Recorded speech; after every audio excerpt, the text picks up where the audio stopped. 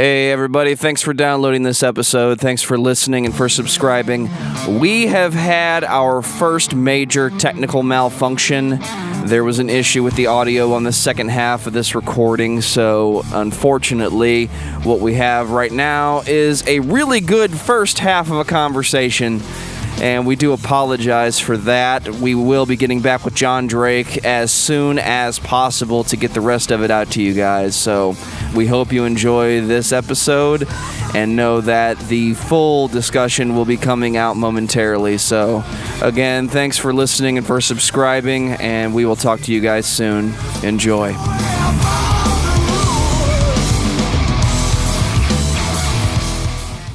What is your major malfunction, numbnuts? No, nobody wants to see my ugly mug anyway. I don't know. If you go to that Nerf Herder Council webpage, you get a nice shot of it. You do. You really do. And then you get to play the Nerf Herder Council drinking game. Guess which one is Jon Drake. All right. Well, I'm the fat one, so that's, you know. Wow. Me too. Me too, man. Me too. That's my wife's rack, and then the skinny one is my brother, and I'm the big one. So beautiful. Well, if you're ever in St. Louis, you have to stop at my house. I have a theater room, and it's nothing but Star Wars. I will come out to St. Louis just to see that. All right, yeah, I have. I have all the. All right, we're doing a live recording. Star at Wars Geoff's fatheads. Yeah. Oh, do you really got all the fathead ones? Yeah. So Those yeah. things are badass. Yeah. So like the Darth Vader is actually like David Prowse size. It's 6'4.5". Oh my God! I actually I had to measure it to make sure it would fit where I wanted to put it on the wall. Yeah, I'm a total Star Wars nerd. That's awesome, man. So which one of you guys is Dan? That's me. Okay, cool. Yeah. And who else we got now? Joe. So Joe's down in front, but you can't see me. All right, and I'm Geoff. Nice. I'm the one with the nerdy Star Wars guy that wants to. Dan, Joe, and Geoff. Okay. Nerf heard this. Yeah, never heard this motherfucker. Right. Nice. Yeah, dude. We're a new podcast. We've been trying to just like weasel our way into like everybody's collective unconscious. Sure. And because we've been doing this since I guess January, and we were just such big fans of all the other podcasts that were going on. But like, dude, one of the biggest things that bothered me about like a lot of the rock and metal podcasts is that like everybody is just so classic rock. Very much so. And like I don't have a problem with that necessarily, but like when we went to the Rock and Pod Expo, we were like, damn, I think we're the only people that don't listen to Kiss. Right. And then like I don't hate Kiss or have any animosity. The good thing for you is that we didn't ask you to come on our podcast just so we could talk shit about your favorite band. That's okay. Because that's what we did. That's definitely what we did to Toomey. Yeah, he's like, those guys were totally bagging Pantera. I'm like, wow, they sandbagged you, huh? Yeah. Yeah, that was for whenever, because we did that in like a multiple part episode for Pantera. Yeah, we recorded with Right. like a whole bunch of different people for that. Yeah, I played nice whenever Toomey was on, and it was just Dan. But as it progressed, I turned to the dark side and was shitting on Pantera. More and more vile he became. Yeah, it's just mainly because right. I can't stand Phil. Phil's just a douche. Outside of that, I love Pantera. Dan's sitting in the background going, good. Yeah, right. Good. Let the hate flow through you. Well, it's so funny because that episode was so tongue in cheek. Like we wanted it to be funny. We wanted it to be ridiculous. And I felt so bad too because like whenever we did that segment with Toomey, and I said like, well, Dimebag's pretty good, but he's not, really very original or whatever. He got so mad. You said he was adequate. Yeah, I said he was a confident guitar player, and Yeah, he got that's so mad. Right. And then like I listened to the next episode of his podcast after that. I was like, oh my god, we pissed off Toomey. Like, Well, he has informed me that he has thin skin, so it's like I guess so. So does Phil Anselmo. yeah, we hit him. We hit him where it hurt the most. I feel really bad about that. But hey, we like Dream Theater, so yay. Hey, it works for me, man. Right. I've taken plenty of beating over Dream Theater anyway, so if you didn't like them, it's nothing new for me. I have to defend them all the time. Well, I like them. I don't like everything they've they do. done. Yeah. But it's definitely good outweighs the bad kind of thing. Oh, definitely, yeah. I honestly, the stuff that I've kind of been like, on a few things has only been recently. like the early stuff, It's really badass. up until the last, rock solid. yeah, up until the last couple albums, you know. All is right, really the well, I only- think we're going to get along just fine in this this discography discussion because I think there's some opinions that are going to match up then. Are we ready to get Yes. started then? I think we Sure. are. Okay then. Let me Joe's in charge. let me roll the freaking theme song here. So do you guys record this live then? We try to. Before Yeah, we put it we're out. not going live to hard drive. You know, like if there's shit that people say that we need to cut out, which is mainly Joe having to censor me. we do that. That's exactly how we do it. Okay. Yeah. So what do you guys do with the swear? No swearing, minimal swearing. I fucking could Oh my swear god, dude! nonstop. Fucking swearing. Just all don't talk goddamn about day. like, you know, something like that. This is the part where Geoff gets censored. Yeah, right. I said once, and I got in trouble. Yeah, so there's that. you just got in trouble again. Look at that. Oh man. Drives you guys nuts, huh? Hell yeah! Yeah, can't do that one. I don't even have a sister. I don't even know why it came up. Oh wow! Everybody is going to know the beat by the end of this. Dude, no structure. So I mean, literally, just sit back and relax. And if you like to sit back and relax while Geoff gets censored, then you are ready for this episode of Discography Discussion. I am Joe. That is Dan. That is Geoff. Ladies and gentlemen, Jon Drake from the Nerf Herder Council and Talk To Me podcast. Do I get to say both? Of course you do. It's good promotion. Lucky for Awesome. you, I just did. Well, thank you very much. Thanks for asking me on, guys. I'm a huge Dream Theater honk, so this will be a blast. Dream Sweet. Theater, who's that?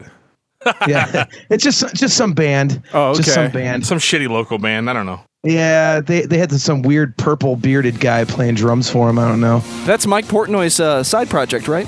Oh, yeah. Oh, you mean the guy from Avenged Sevenfold? Yeah, he was great. Oh, He just did my that god! If we could not mention that band anymore, that'd be great. Jesus Christ! Wow. Okay. Never forget. Sadly, one day we're gonna end up covering. You know, Yeah, we will. we talk about everybody. Well, that's good. That'll be an episode. If you need a co-host, don't call me. All right. Noted. We got to call Toomey back for that one, right? Exactly. That'll be the Josh Toomey redux. I'm calling Josh Toomey for 36 Crazy Fist.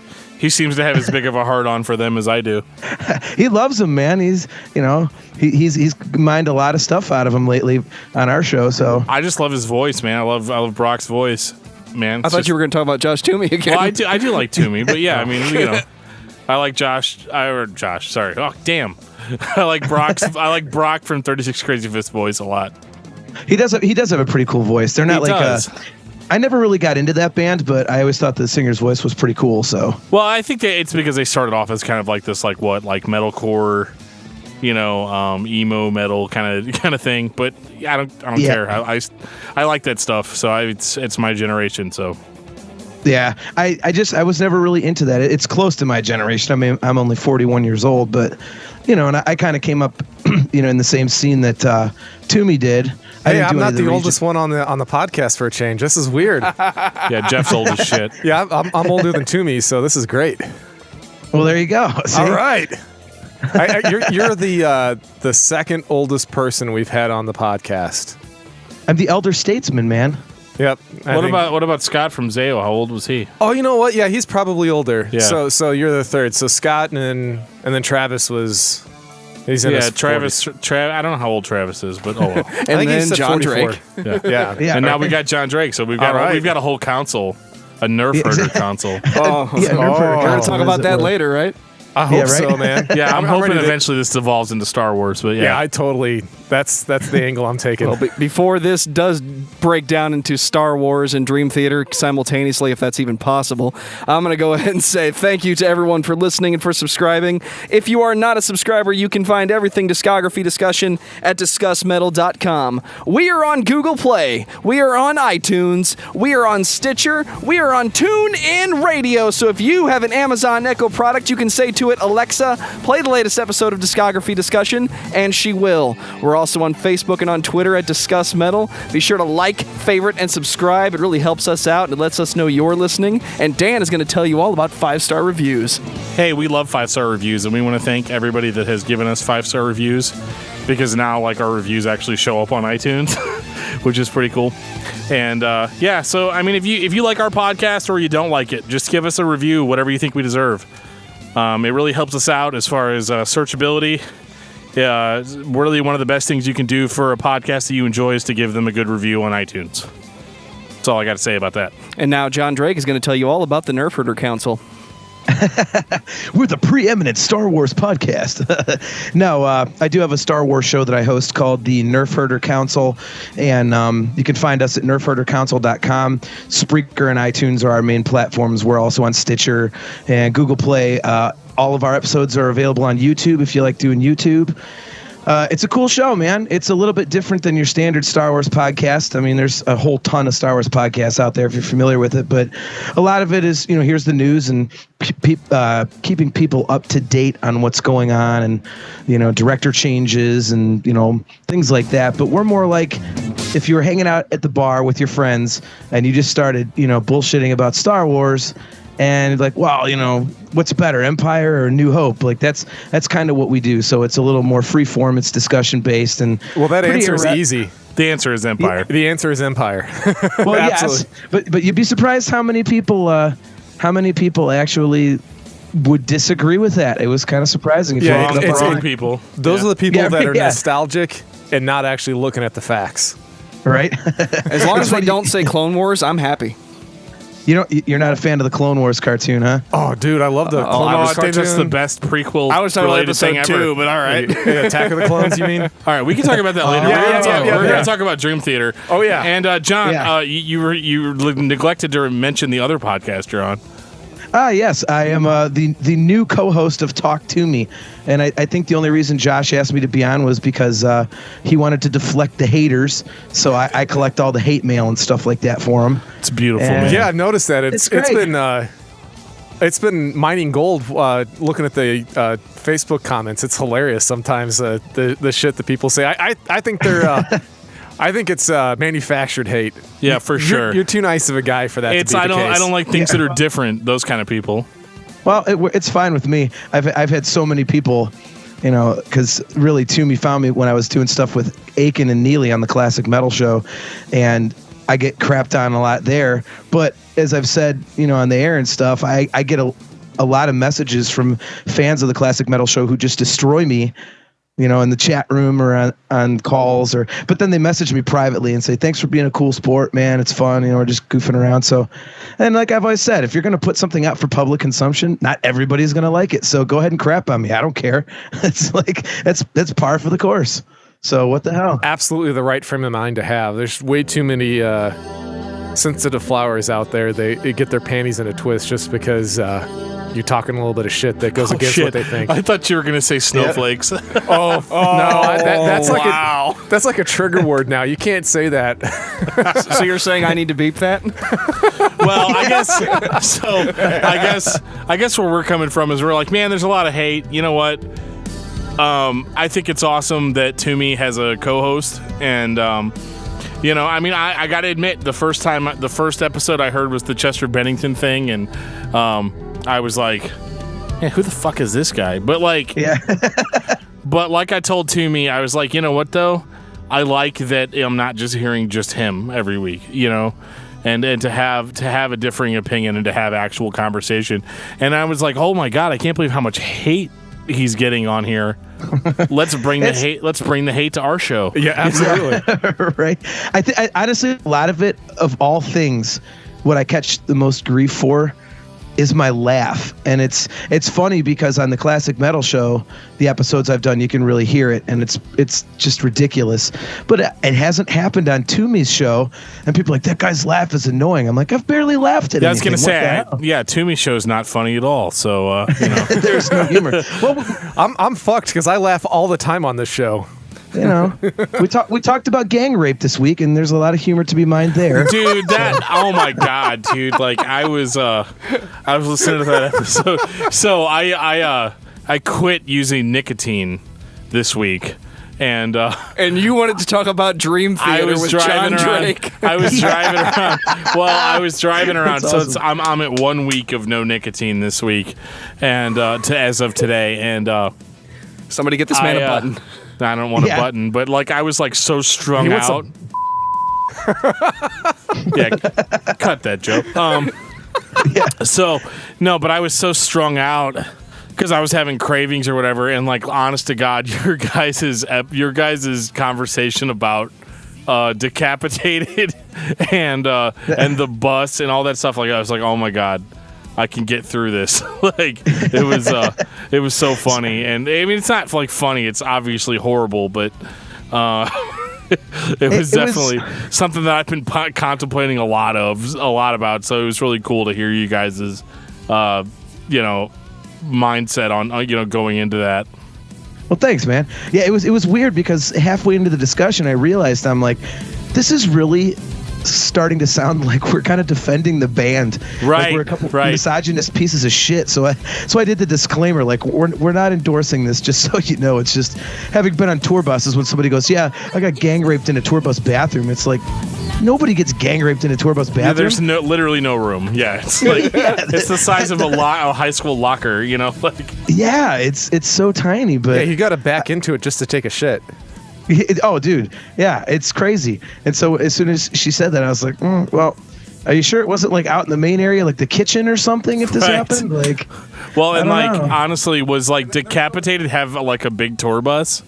I mean, it's not like they're not like this great band or whatever, but like, I mean, that's the other thing. They're Decapitated from Poland. They're not like Megadeth, like. Right. They just have like an 86 Dodge Caravan. Right. Yeah. I mean, shit. I remember going to shows and taking 2 cars. Like, I mean, come on. Exactly. Exactly.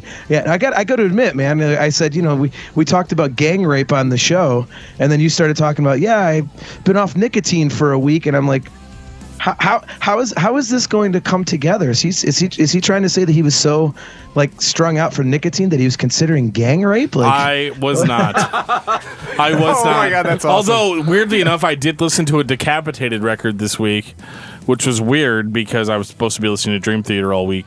But but see previous statement about no nicotine. Right. Yeah. So my decisions exactly. have been very, very strange the past week. But no, it was just one of those things where it's like, I remember like I was like, I'm just gonna listen to this podcast and I'm not gonna think about me. Yeah. And that was all I was trying to... Dude, we suck up to Toomey a lot. We were the podcast that was like... We introduced Toomey as the legendary Joshua Toomey. He probably loved it, man. Because compared to us, who was getting like... We were getting like 2 or 3 downloads per episode. No, we're getting more than that. We were getting more than that, but whatever. Like, he was like this huge prolific...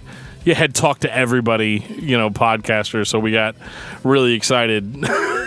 Yeah. Well, I was shocked when he asked me to co-host. I was like, who the hell am I? Like, my show gets maybe 100, downloads, a week talking about Star Wars. Right, you're breaking open champagne bottles if you get 100 downloads, right? I know, yeah, seriously.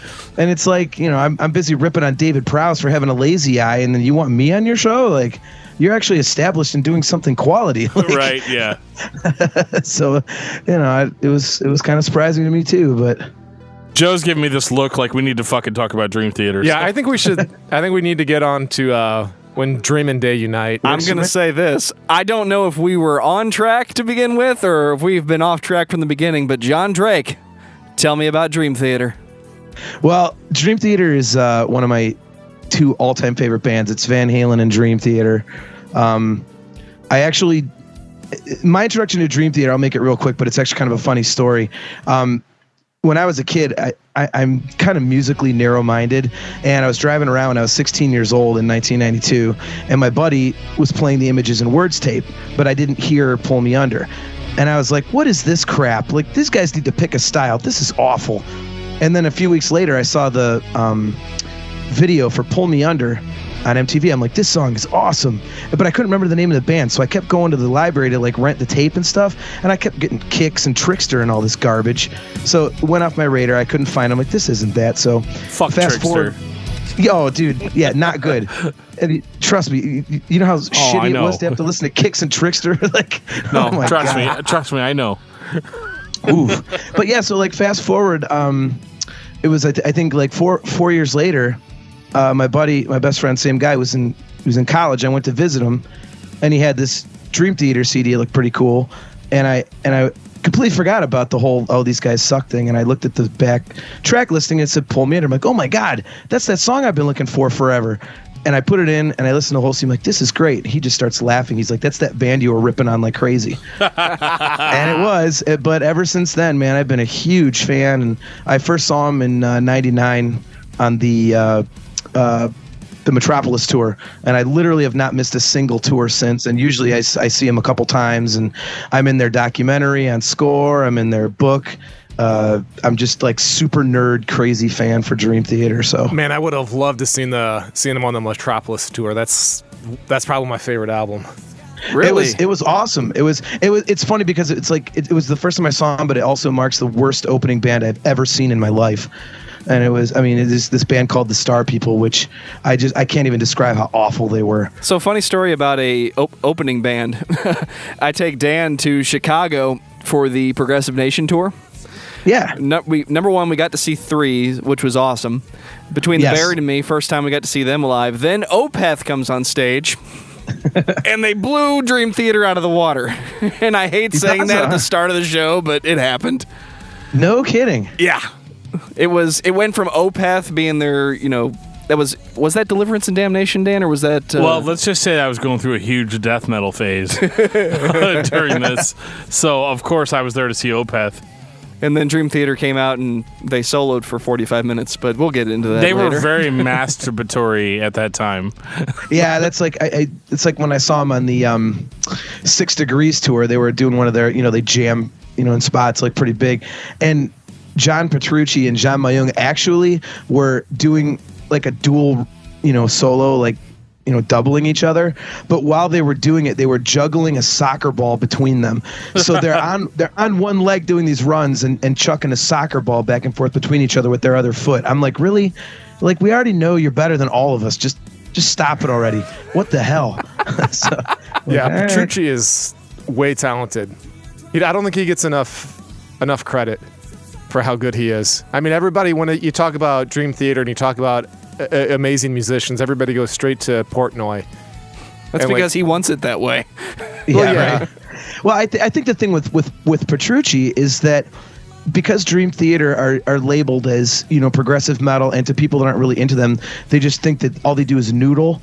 They just think that all he does is play a million notes and that's all there is to him, which is completely not the case. So I think he gets unfairly stigmatized based on the things that people don't know about the Dream Theater catalog, which we'll there's a lot tonight. of. Yeah, I think we should. I think we should jump right in. All right, works so for me. 1989, where Dreams and Day unite. Yes. Who wants to recap Majesty, or can we just go straight into it? Well, let's just say this: if you don't already have this record, good luck. Yeah. This is one of the really hard records to find.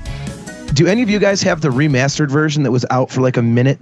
No. I've been looking for that forever, and you can't even find it on eBay anymore. It was limited too, wasn't it? Wasn't it limited to like 1,000 copies or something? Yeah, there was not a lot of them. There was not really, much. How about this? I know somebody who has it, but that's as close as I get. Right? And there's no way in hell that he'd sell it. Oh, well, at this point, hell no. But if he wants to, just let one of us know, because we'll, especially me, I'm a completist.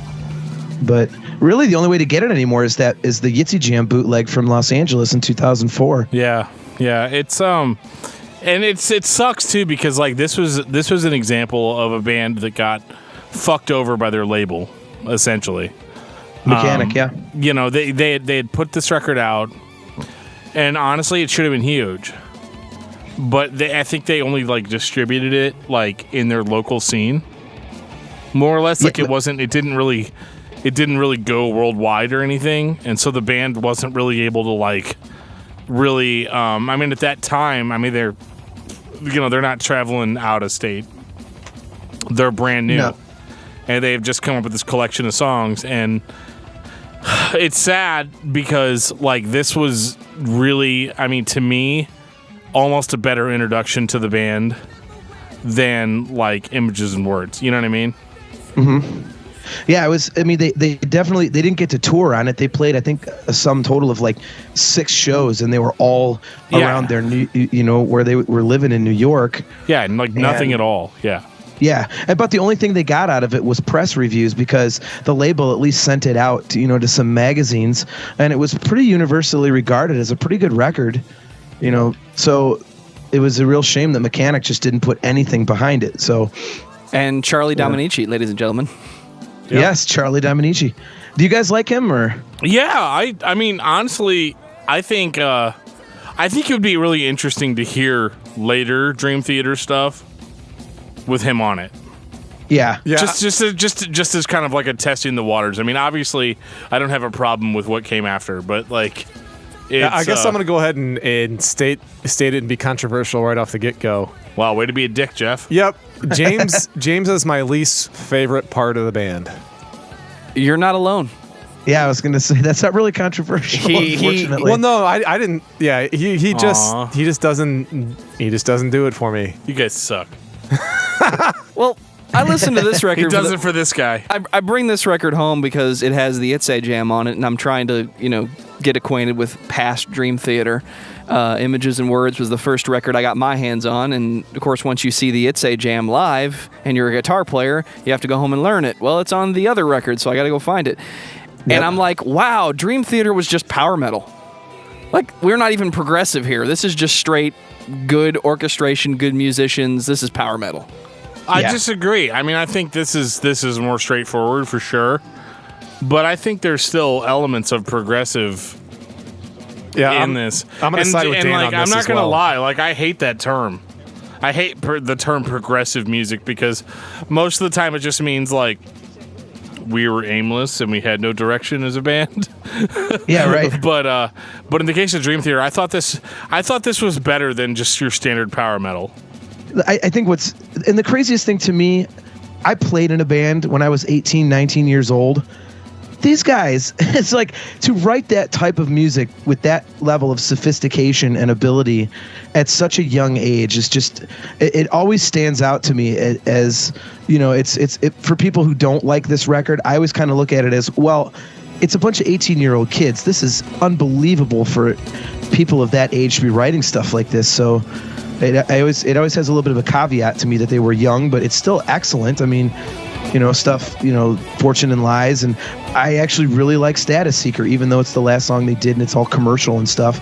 I think it's got a really cool hook and everything. And no, I definitely agree. I mean, I think, and it's weird, I was actually telling John this earlier this week, or maybe it was a couple weeks ago, I can't remember, but that I have a copy of this record, but it's on cassette, and I'm 90% sure it's a bootleg. Like, it just says Dream Theater on the front.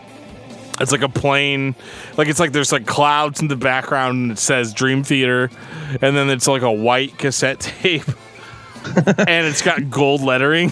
Yeah, wow. Sounds like a bootleg. Yeah, it's like, but I mean, I don't think that matches up. It actually sounds pretty good though. Like, I mean, for a bootleg, it's badass, Right. I had no issue with it, but yeah, it was, but no, maybe I thought we need to get you some hearing aids. I thought this was a really good introduction to the band, to be honest. You got the Dream Theater experience here. Yeah, you got the gist of it right off the get-go. Like a lot of bands, it's kind of, they meander before they kind of figure out who they are. Mm-hmm. You could tell that they had a thought, and they kind of followed it through their entire discography. I mean, sure, it moved a little bit, but they're straight up, I guess, quote unquote progressive metal / rock with a little bit of power behind it. I mean, it's they've always kind of had a similar sound. When Dream Theater is on, it's Dream Theater. Yeah, definitely. So, yeah. And even if somebody else is singing it. Yeah. Yeah, they definitely the have that style. Or play the drums, yes. Discussion for later tonight. Yes, right, for sure. We're gonna get into that. Yeah. And Kevin Moore on keys, superior to everything that followed. And wonderful. I know he only did 3 records, but he knows how to be a keyboardist in this type of band. Yeah, but that's my favorite era of Dream Theater. Honestly, the early years, those first few records, man. Like, because to me, that's the definitive sound of the band, which I do. Controversial statement. Think that they did return to later on, but they had a moment. Yeah, I mean, Not that I was like super happy that the last record was 2.5 fucking hours long, but Oh my god. it's like I'm cramming this in a week. Like we were talking about Dream Theater for a while, and I'm very familiar with like almost everything all the way up until about like 2013. But then I had to like familiarize myself afterwards, and I was like, Right. oh shit, I gotta listen to this for 2 fucking hours. It's definitely not something you could just listen to a few songs. No, and you gotta have like the lyrics pulled up. You know, like Yep. it's a process, man. Yeah. Yeah. I'm not a lyric guy. If you listen to the podcast, I'm all about the feel. You are now entering Geoff's atmosphere. Yep. Yeah. Yeah. That's because that's my favorite fucking word when I'm talking about bands, man. The atmosphere is so important to me. I don't give a shit about lyrics. I just want to close my eyes and relax and just totally, dissolve into the song. I don't want to have to think. If I want to think, if I want to think, I'll learn about thermodynamics. Right. Which I might know a actually little agree bit with you about. completely. Yeah, Dan is like the total opposite. Like, he is so analytical. I'm going to talk shit because he just went to go take a piss. He's so fucking analytical. And I'm like, dude, like, can you even relax while listening to music? Or you just got to like think about everything all the time? And because that's part of the reason why we're doing the podcast. We're total opposites on how we listen to music. He's the ultimate, consummate analytical listener, and I'm the dude. I'm like, dude, just, if it was legal in the state of Missouri, let me get high, and listen to some music and just totally veg out. Right. Yeah, I'm a guitar guy myself, so the only time I really notice lyrics is if they're obviously shitty. Other than that, I'm always into the guitar, which is weird being a singer, but I pay attention to guitar more than anything else. So well, you just got a fan in Joe because he is a guitar junkie. I was about to say, speaking of guitar guys, if nobody stops me, we're going over to Images and Words. works for me. It works for me as well. Metropolis. Works for me too. I've got another beer. I'm good to go. All right. So 1991. Dude, is that a Pabst Tall 92, Boy? excuse me. Yeah, it's a Pabst Tall Boy. Nice. We got hipster beer on the show.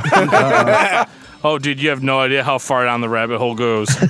we were just on the Drunken Lullabies podcast. So, I was saving it for later, yeah. but tell me all about it. dude, no, that was we'll great. talk about it later. Let's talk about Dream Theater. All right. They're our shit tonight. Come on. Yeah, they are. 1992, Images and Words. Thank you, God. Yes. This is a great fucking album, man. Dude, I mean, and what most people would call Dream Theater's debut. Right? Because like, it's the first one with James, I guess. I can stream it on Spotify or whatever. Yeah. Well, I mean, it's the first one on a major label. It was actually accessible in record stores outside of Long Island, New York. Right. And Which was weird think- because they were part of MCA, weren't they? Which is that's a bigger label. That's weird. Yeah, and I know it's weird that it happened that way. Yeah, Mechanic was the label for When Dream and Day Unite. Yeah, but I thought Mechanic it was part of MCA. They were like a subsidiary type of thing. Yeah. Okay. So, but it just never had the distro. I mean, I think one of the things that gets overlooked with Images and Words is the fact that the disaster that was, their label situation with Mechanic actually was really the catalyst for Images and Words being as good as it was, because they went a year and a half without a label, without a singer, and they just had time to just sit on this material. And it was really like writing a first record all over again, because when you're in a band, I mean, you have all this time to write your first album. If you get signed, then it's like, okay, you've got 2 weeks to do your second record, and you're like, crap. But with this one, they almost had a second shot at the first record because they had so much downtime, and I think that's why the record's so good.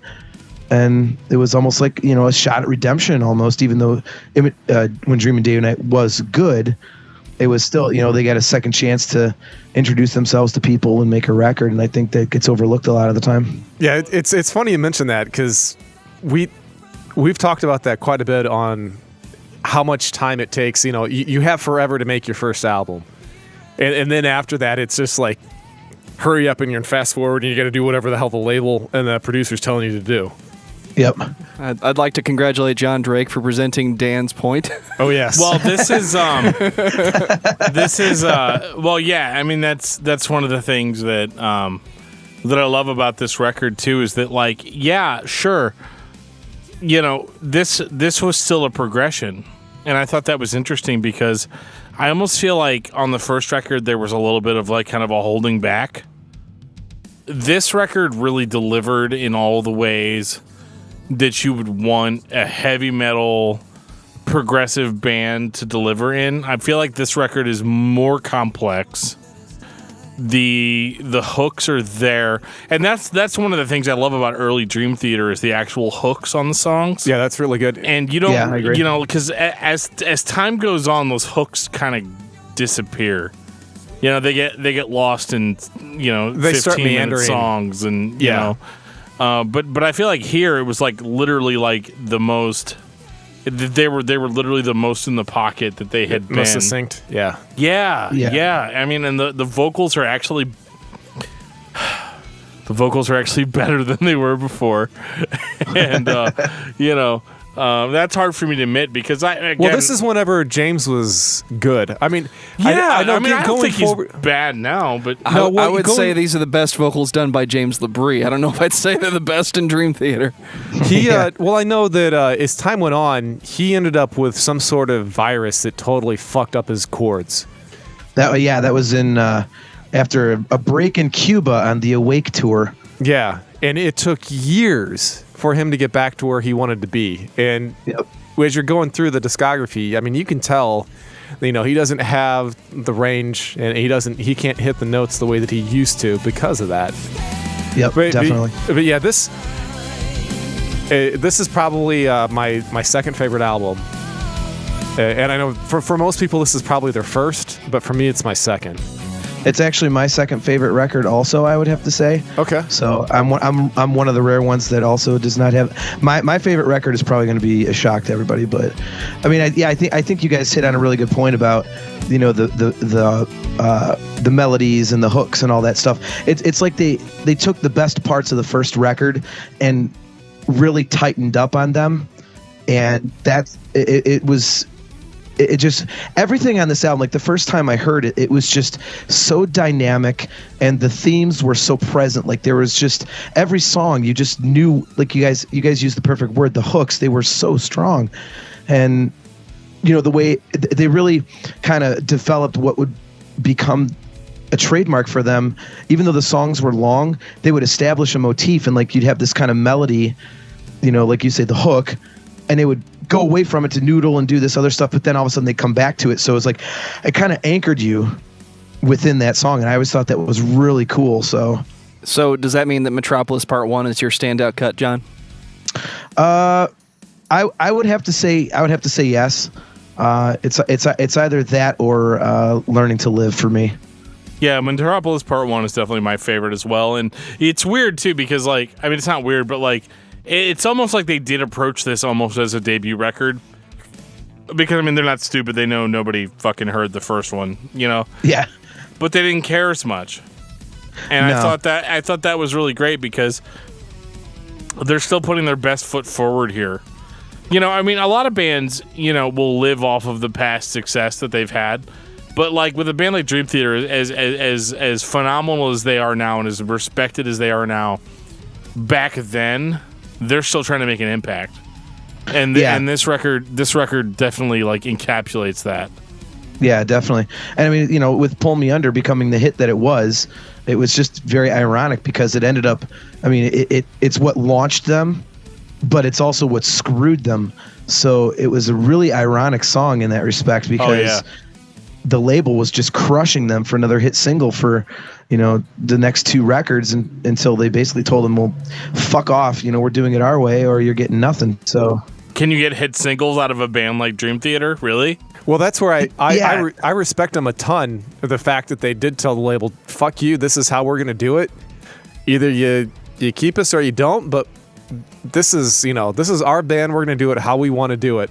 There's so many bands out there that bend and break to the pressure of a record label trying to impose, a quote unquote, hit producer on them to make them, radio friendly. I mean, that's not who Dream Theater's audience is. I mean, it's all of us nerds that fucking love this shit. That's who buys their records. So, I mean, why don't you cater to your audience? There's so many record producers and record labels out there that are just so nearsighted they just don't get it. And I'm glad that they through all these decades they've stayed strong and stayed to their stayed true to themselves, because there's so many bands that don't.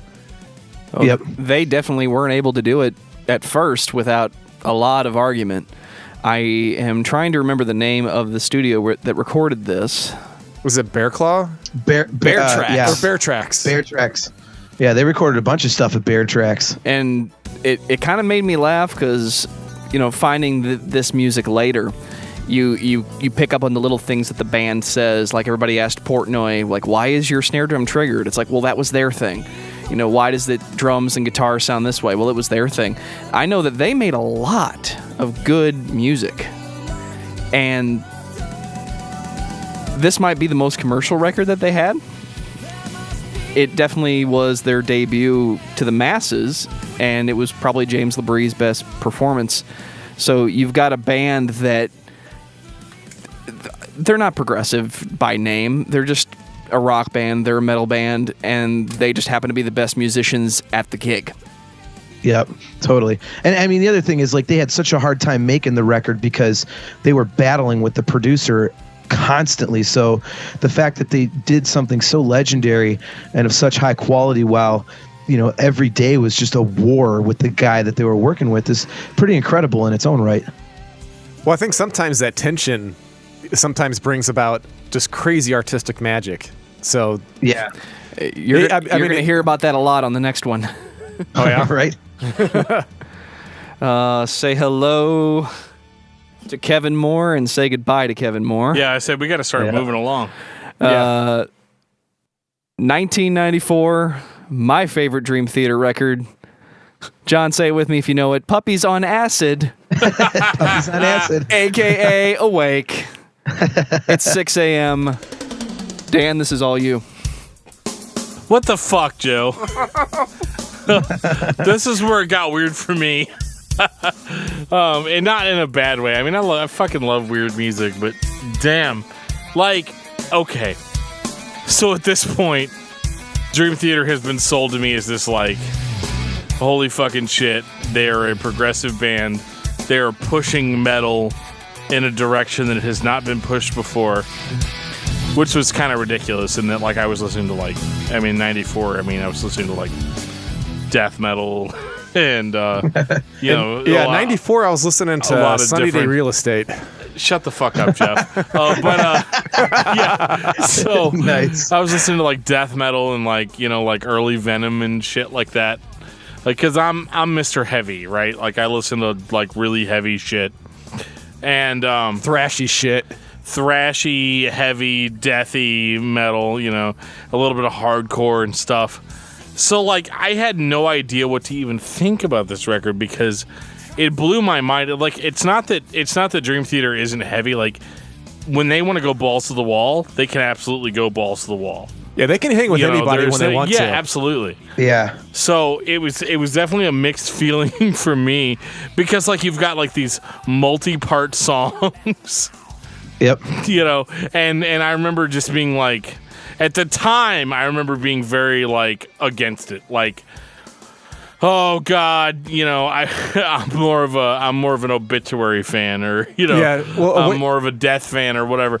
But as I've gotten older, I've really started to appreciate this record because it was Dream Theater's first step forward. Because you could write off the first two records as kind of your generic power metal, heavy metal stuff, and I could see why people didn't like it. Because they're this sounds like shit that was from the 80s. And this is 1994, so everybody's trying to be as against that as they can be. Yeah, grunge is totally in full swing right now. Yeah, so I get it. I get why I didn't like it at first, but I totally get why it's become one of my favorite Dream Theater records because It is heavier than the previous two, and it is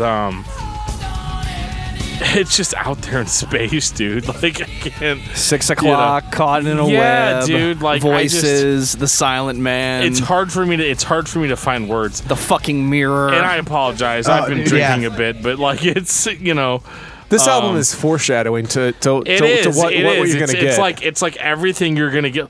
Like this is the new norm, kids. So I hope you're on board, because this is where we're gonna go.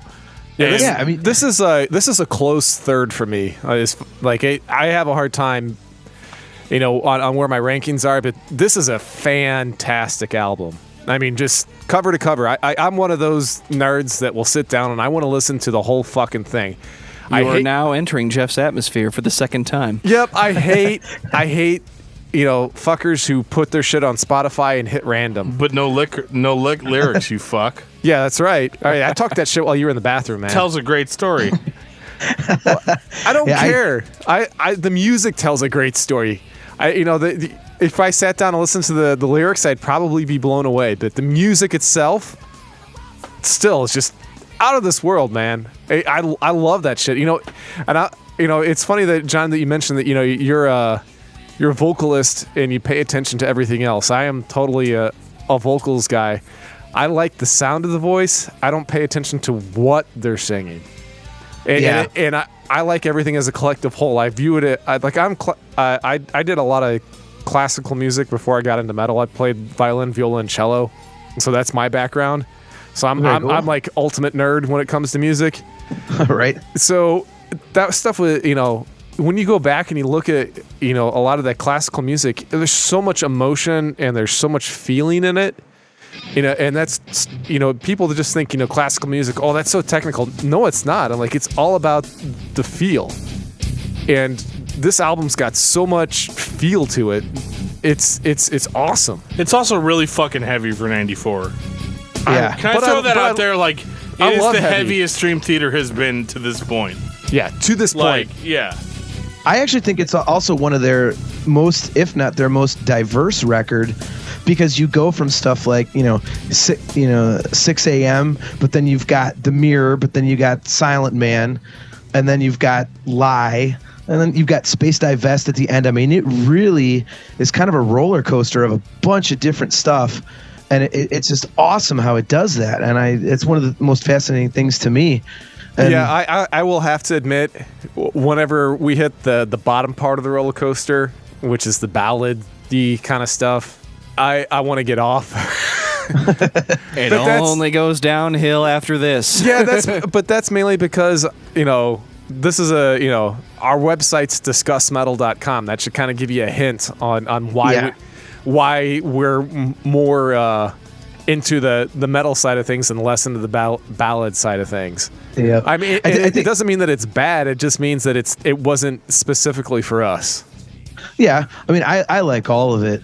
I mean, and in saying so, I really think that one thing about this record is that I think this record kind of actually established their fan base, because with Images and Words, you had people that bought that record because of Pull Me Under. And, absolutely, yeah. And then with this one, if you stuck around after Awake, you were a Dream Theater fan. If you were like, fuck this, then you were a Pull Me Under fan. So this one really kind of weeded out the people who were either fans or just, guys who listened on the radio. And after this, they were, it's kind of like, culling the herd, so to speak, with this record. So yeah, this is whenever the nerds started buying all of their shit. Yeah. I mean, it's the truth. I mean, because that's who stuck. Was the people who were complete music nerds and like, this shit is amazing. But before then, it was, some people were looking for that next single, like we were talking about earlier. It's no longer about that. This is serious music for the music. Yeah, they're nerd. not a singles band. They're not gonna rock your top 40. Like. Although they do in Japan and this Finland. This is stuff that we really don't. Japan's awesome, but that's right. This is stuff that you're not, if your favorite song in 1994 is "Come As You Are" by Nirvana, you're not gonna fucking care about what Dream Theater's doing. Mine was 7 by Sunny Day Real Estate. Shut the fuck up, Geoff. So He's like Donnie from The Big Lebowski. You know, we just have to. You know. Shut the fuck up, Donnie. You're out of your element. Right. Oh, dude, that is. Jeff is headed for a world of pain. Oh, that is true. that is so good, man. We're cutting that clip and we're gonna be playing that soundbite over and over again. So Jeff's Donnie, Joe's the dude, and I guess that makes me Walter. There you go. Nice. What am I going to take? What was that shit about Vietnam, Walter? Yeah. This has nothing to do with Vietnam, Walter. Well, not directly, but that is a fantastic movie. We'll have to do another episode just based on the Big Lebowski. I feel like writing that down. I feel like this is not the last time we're gonna hear from Jon Drake. Dude, you just got us so much hate mail, and we're only 45 minutes in. Hell yes. Yeah, that's all right. I'll take it. Speaking of hate mail, why don't we move on to Falling Into Infinity? Oh my God. Oh, I was going to talk about the mirror for 20 more minutes. Talk but about the hey. mirror for a second, Joe. You earned that. No, buddy. dude. This You is got this, buddy. You earned it. Awake is Dream Theater, in my opinion, and that's I can stop there. You should listen to the whole record, except for Space Dive Vest, or maybe it was Lie. I can't remember. John, which song was it that Kevin Moore snuck on the record and then quit? That was Space Dive Vest. That's why I skipped the last track. Ayo! They just played it live for the first time 2 tours ago. Really? Damn. Did he Yeah, come that back was- for a minute or something?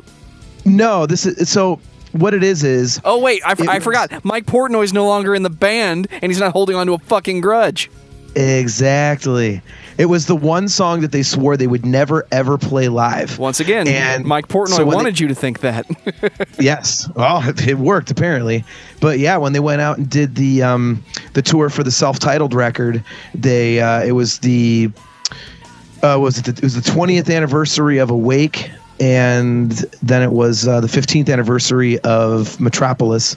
So they actually did like half. They did the second half of the record of Awake, and they did Space Dive Vest. It was the first time they'd ever played it live.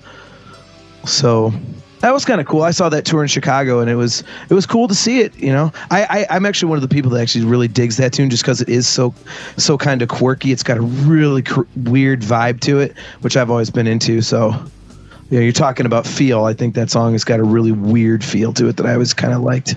So are you located out of the Chicago area? No, I'm actually in a suburb of Cleveland, but I road trip. I refuse to miss a Dream Theater tour. Oh, and okay. Chicago, the shows in Chicago it's only like a 5.5 hour drive, and the last 3 tours they've played on a weekend. Only. Like yeah, right. Well, you know, I sang in a band in Dayton, Ohio, which is like 3 hours away for years, and so I would make, you know, a there and back trip in one night of a 6-hour round trip. So driving is not a big deal for me. So doesn't really bother me.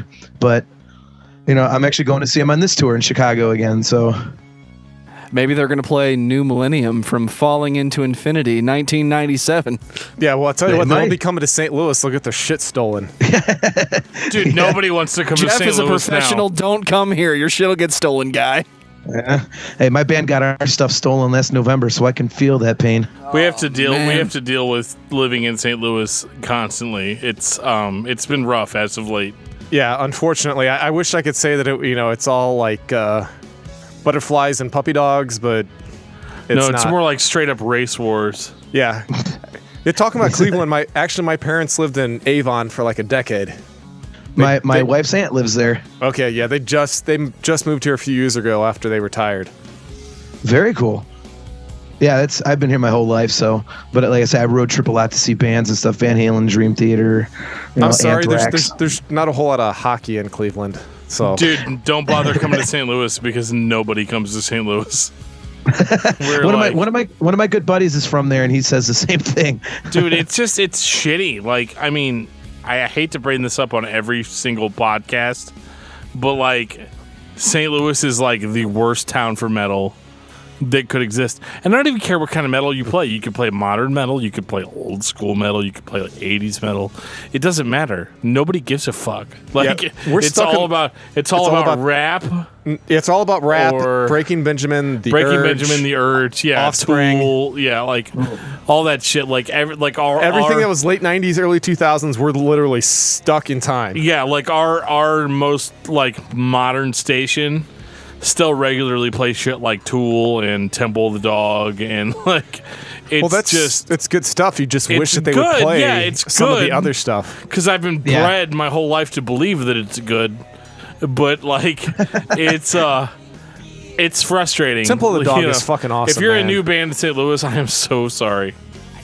Yeah, see, I mean, if you're into metal, at least on a local level, Cleveland's where to go because that's all there is. Oh my God, that's awesome. You go out.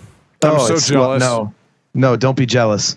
Please don't be jealous. It's nothing but horrible Cookie Monster garbage. Oh, and see, I mean, that's us. We love that shit. Dan likes Cookie Monster. I do love Cookie Monster vocals. But you like the good stuff. I'm talking crap. Oh, you don't know, man. I'm the guy that said the Death was better than Pantera. So, well, it's, because you think you're the most hated man in podcasting. I'm the guy that said the Dimebag Darrell wasn't that original. So, that's okay, man. Everybody's entitled to a wrong opinion every now and then. So yeah, it's all good, and I'm sure it's wrong. But what are you gonna do? Yeah, right. So just let me breathe. Falling into infinity, as I was saying earlier, my favorite record may surprise some people, and we're at it. No kidding. So, wow. I'm definitely surprised. I am surprised as well. I think the reason for me is that it's the most loose of their records, and it's the only one that really has kind of like a more open jam kind of a feel. It just has a little bit of a different vibe from anything else they did, and I really get into it. So I mean, it's also got Trial of Tears, which is one of my all-time favorite Dream Theater tunes. I just really like the feel of it. The production I've always thought was pretty cool. I've really dug it, and I absolutely love Derek Sherinian's keyboard playing.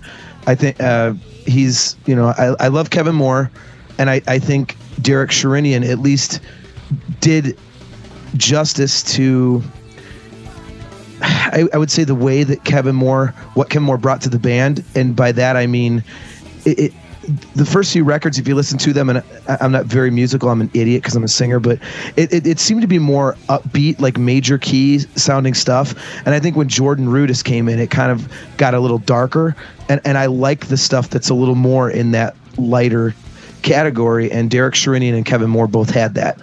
This is definitely before they started being up their own ass. They're on the way to being up their own ass, but this is still kind of, we're going to try something a little bit different. A little bit more of the jam is going to come out in the final product. Because before this, it was less about jamming and more about orchestration. And I think this is where we kind of just started hanging out in the deep end a little bit. Like, well, it's okay to sneak the jam in, which... And this is where Mike Portnoy starts to show off how good he is or isn't, depending on how you look at it. I mean, you have this giant drum kit, and I can only hear 6 pieces on the album, so come on, dude. It's all about looks, and I'm cool with it. Don't get me wrong, Mike Portnoy is amazing as a player. But this is where they start kind of being up their own ass, because I listened to this, and it sounds very, very similar to Liquid Tension Experiment. Yeah, well, I mean, and they were doing that at the same time. I mean, the first Liquid Tension Experiment was 98. Falling into Infinity was 97. So they were just kind of in that headspace. Right. So but I mean, one of my all-time favorite things they ever did is on this record, and it's short. But Hell's Kitchen to me is one of the coolest musical things they ever did. Something about that is so catchy to me. So it stands out to me right there in the middle, and it was. And James isn't singing. Yeah, there you go. So if you don't like James, this is for you. But it's funny because Hell's Kitchen was supposed to be the middle part of Burning My Soul, but they decided, the label's like, oh, this is too long. Oh, I didn't know that. Singles. Yeah, it was the middle part of Burning My Soul, and they took it out and made it its own piece. because the label didn't want some gigantic, like 12, 13-minute monster. So they had to make it something separate. And here I was giving them kudos for not kowtowing. Oh, they kowtowed like crazy. They actually, You Not Me was written with Desmond Child. Oh, wow. That I did not know. Yep. And Mr. Generic. Well, they were the label was all over them for these hits. They actually had to go back to the label about, I think it was 3 times with different batches of songs, because they sent them the first batch and the label went, no, give us more. So they had to go write more, and then the label went, no, and they had to go back a 3rd time, and then finally the label's like, well, we can't wait anymore, so just go ahead and start recording. Did the label not realize what band they signed? Yeah, they honestly, like that's why they have the video for Hollow Years, because they were trying to recreate that and get on the ballad train and get it on MTV, but it was almost never played, and it was just boring. Yeah, the ballad train is like the worst train to be on. Right. I mean, that being said, I love Hollow Years, don't get me wrong, that's a great song, but this record was it was the record that almost broke the band up. But it's not why you buy a Dream Theater record. No, not it at might all. be a good song, but total douchebag can write good songs every now and again. This was also the debut of the Kid Rock. This is also the debut of the Mike Portnoy kick drum. That very triggered, slight little bit of reverb. Yeah, it never went away after this, and I get it. You're Mike Portnoy. You want a signature sound. The only drummer that has a signature kick that sounds good is Lars Ulrich. Oh, fuck you. I said that has a signature kick. Oh my God. Shitty kick? Jesus I was going to say, by signature, do you mean like played absolutely horribly? You can say it however you want. It sounds good. This kick sounds flat and mediocre. I don't like it. It sounds like a thing that exists. It does exist. That is literally the best way I can describe it. It sounds like a thing that exists in the world that we exist in. Right. Well, it's almost like if the band was going to break up, they might as well just be up their own butt, because this is where it started. This is. Oh, you're talking shit on his favorite album, This is the beginning Joe. of.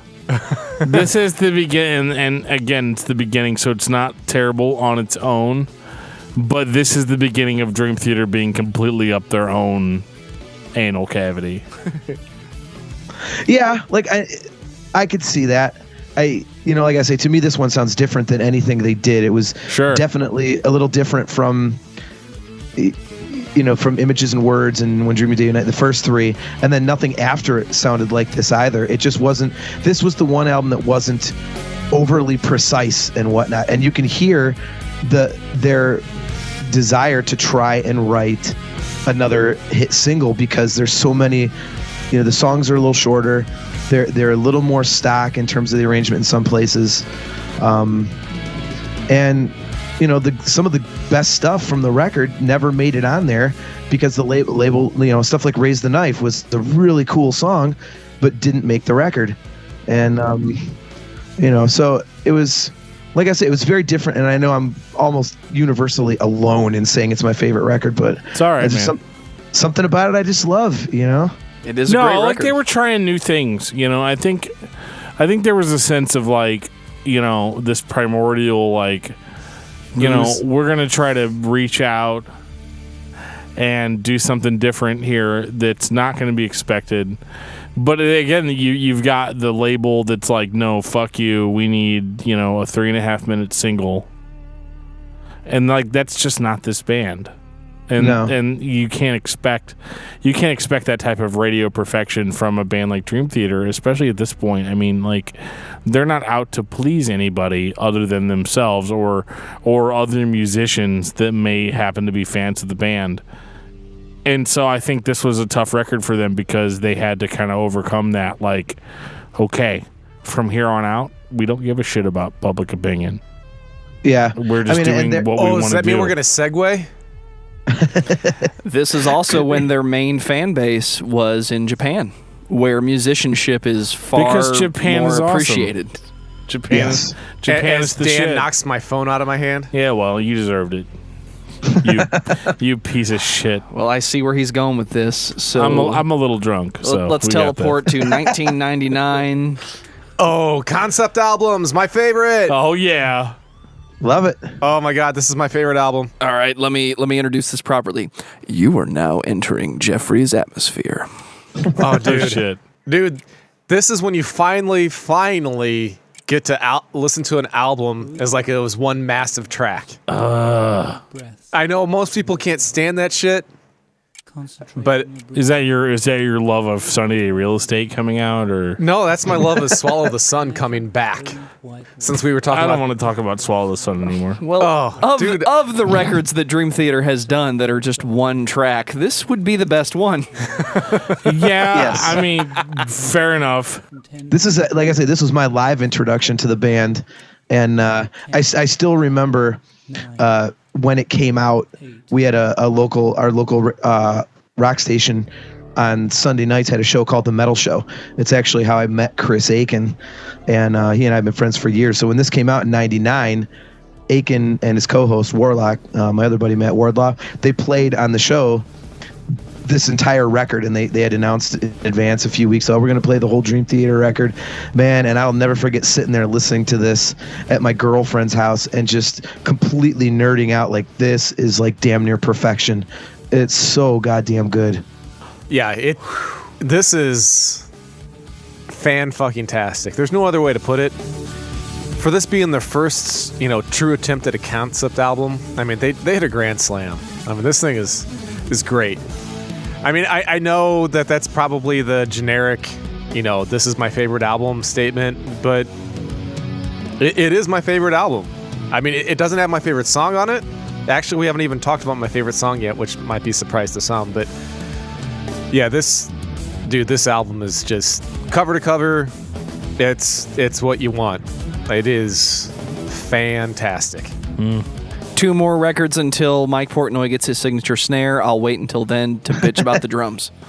Was this the point where Mike Portnoy was like, yeah, this is my band? I'm taking over. It really was him and Petrucci. Yeah, and it was literally like, this is just our thing. All the other guys. They actually said that. Yeah, which is cool with me. I believe it. Him and Petrucci together, man. I mean, they're the main cogs, in my opinion. When Portnoy leaves, my interest wanes a little bit. I'm not gonna lie. Oh, we will talk about Mr. Mancini. Discussion for later. We're not there yet. Yeah, I know. I'm just saying. Since it's coming up, I'm gonna drink some more beer. Just wait up. Yeah, okay. I can drink beer, just not as good as Dan can. Nice. I don't know about good. Yeah, no, they actually said that they had band meetings before they started this album where Petrucci and Portnoy told the other guys, like, look, we're taking charge. Like, this is our thing. And because before they would just argue and bitch for 2 weeks about, literally 2 notes. And finally, they did all the work anyway, and everybody knew it. So they just said, look, we're gonna make the decisions, and you guys go along for the ride. And they went, okay. So no pun intended there, along for the ride. But it really, this was the first time they did that, and I think it was, man, the results were awesome. I mean, I don't know how you guys feel, but to me, for like hard rock and heavy metal, at least for me, like the benchmark concept record is Operation Mindcrime, and I think this is completely on par with that, at least for me. Really? Unfortunately for me, the standard when it comes to concept record will always be Colors by Between the Buried and Me, because I'm waiting for that one to be beat. And that's actually the prime reason why we talk about Dream Theater being up their own ass. Colors was a great record. Prior to that, we got records that had maybe a concept, but really were still a collection of songs. Once we start being completely up our own ass and everything is a concept record, you can't make this again. Yeah. And after this, you had 6 Degrees of Inner Turbulence, which the first half of that is songs, and the second half is we're up our own ass. Straight masturbation after that. Straight up. Octavarium, same thing. At the same time, I can't say that like I didn't enjoy it. Oh, yeah. I mean, who doesn't love masturbation? Right. I mean, like, I don't know. I don't want to get too controversial here, but yeah. Here. Which one are we? Who doesn't enjoy to masturbate a bit? But yeah, like it's it's one of those things where, like, you know, and I bring this quote up a lot on our show is, like Ian Malcolm said in Jurassic Park, you spend so much time focusing on whether or not you could, you never thought about whether or not you should. Yeah. Whether you should, yeah. So, and that's how I feel about Dream Theater from this point on in their career. Oh, I don't know about that, but yeah, this is totally, they could and they should, and they did. Yeah. And thank God they did. Oh, this one needed to happen. I get that Geoff likes to masturbate. I get that, but like, dude, I'm in competition with Jay from Jay and Silent Bob on who masturbates the most. oh, it's definitely you, dude. You don't have to. That's not a big reveal. We all knew that. And apparently, I think about when I do it, and this. Oh my God! Dude, we can't fucking air this episode now. Oh my God! Joe, trust me, I've already timestamped it. Oh my God! I'm sure he did because I'm such an ass. That is fucked up, Geoff. You're wrong, and you're going to hell.